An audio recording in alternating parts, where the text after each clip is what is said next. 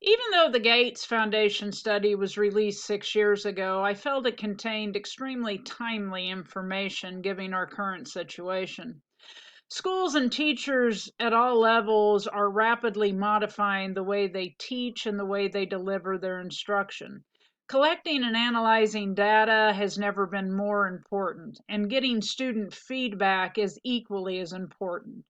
Whether we like it or not, the way we do school has been forever changed by a global pandemic. At Dodge City Community College, we made the shift to what we called the high flex model this fall.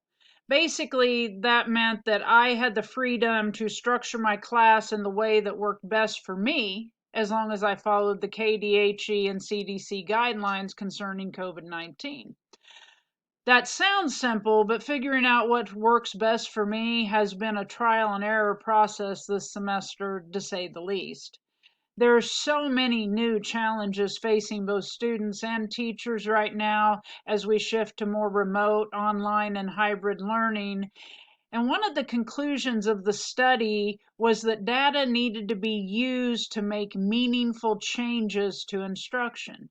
And now more than ever, we need to make sure we're collecting data and we need to make sure we're using it effectively and efficiently to guide our instruction. Since I've been at DC3, we've always had a group of teachers who met at least once a month to share ideas to improve instruction. We did book studies and workshops, etc. And I actually chaired this group of teachers for 2 years. Last spring, we rapidly shifted our focus to just simply surviving the semester and adjusting to online formats. We're currently in the process of continuing the group, but finding new ways to collect data and use it to guide our instruction as we shift to online and hybrid formats. We're also looking at a new student evaluation tool.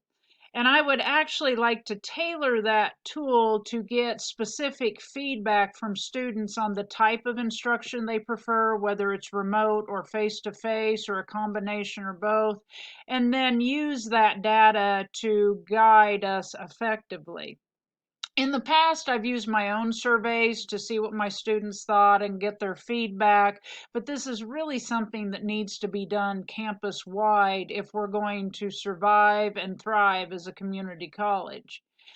Now, some professors do not value student feedback, and there are some professors that are actually fearful of it. And it is kind of scary because you're putting your evaluation in the hands of students. But if we're seriously going to use data to make meaningful changes to our instruction, we have to create a campus wide culture of trust and honesty. We have to have a safe environment where teachers can admit our weaknesses and we can find ways to improve without being fearful of getting fired or losing our jobs or any other repercussions. It takes a lot of courage to honestly evaluate your own job performance, openly admit your weaknesses, and be willing to make changes to get better. But unless we have a culture where we feel safe having these discussions and making these changes, the data is really meaningless.